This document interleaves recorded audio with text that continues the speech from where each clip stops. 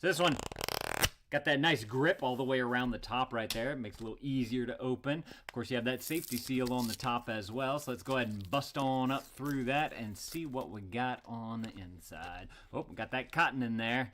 Got to grab that out first. They put that in there so that they don't get all like jumbled up while they're being shipped, and they don't bust open and all that.